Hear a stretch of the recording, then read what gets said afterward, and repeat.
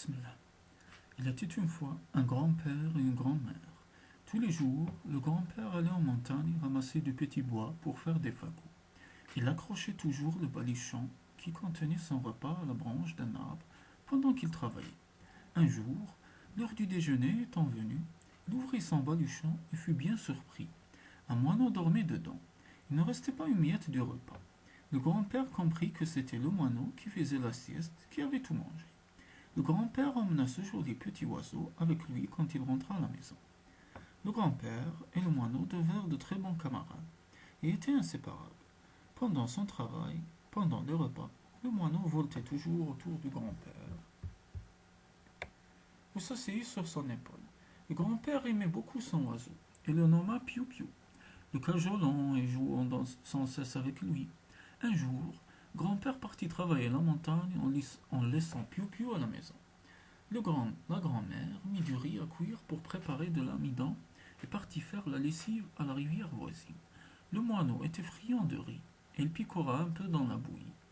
Il pensait bien que grand-mère se fâcherait, mais la bouillie était si bonne qu'il ne put résister en piquant.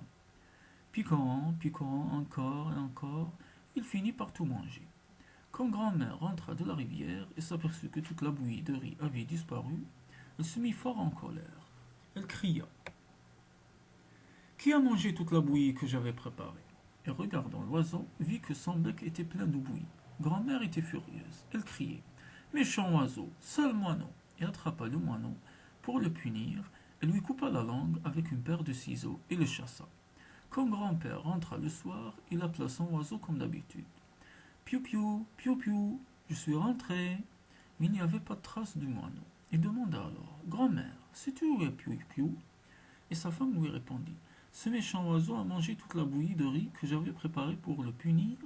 Je lui ai coupé la langue et l'ai chassé. Grand-père se fâcha et lui dit: Quelle horreur! Tu as été bien méchante, et partit à la recherche de son oiseau. Grand-père marcha longtemps, et enfin arriva au bord d'une rivière. Là se trouvait un vacher. Il lui demanda: Vacher, as-tu vu mon oiseau, le moineau à la langue coupée? Celui-ci lui répondit: Oui, j'ai vu ton oiseau, mais si tu ne bois pas cette baquet de l'eau qui m'a servi pour laver ma vache, je ne te dirai pas où est-il allé. Grand-père se força donc à boire 7 baquets de cette eau sale. Alors le vacher lui dit: Continue ce chemin tout droit et demande de nouveau au fermier que tu rencontreras.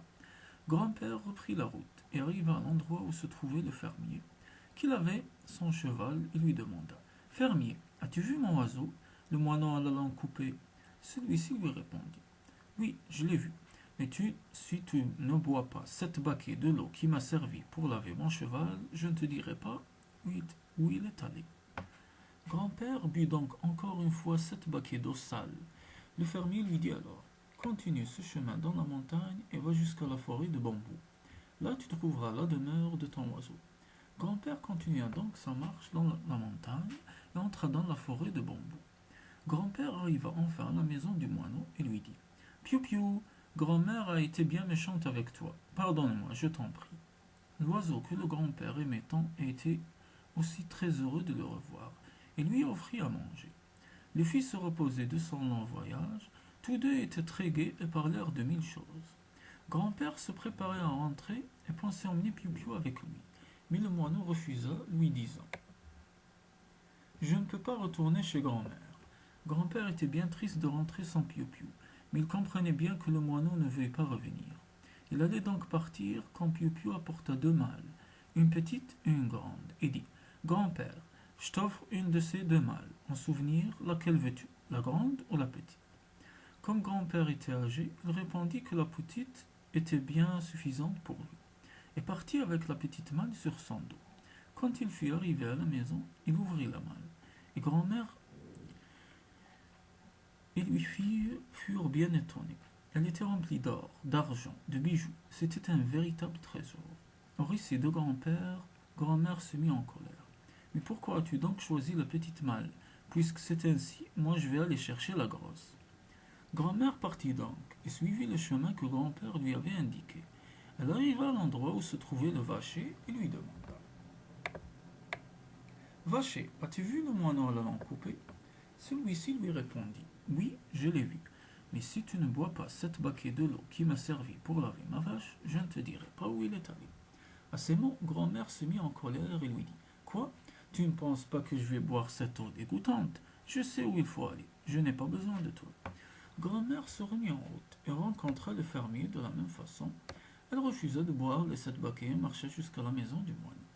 Une fois là, Piou-Piou lui demanda: Grand-mère, pourquoi es-tu venue me voir?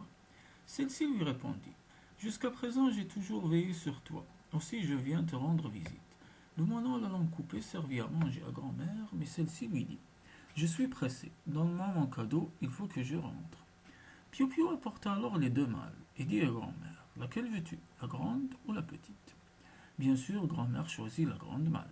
Je suis encore jeune et en forme. Donne-moi la grande malle. Et partit en portant la lourde malle sur son dos.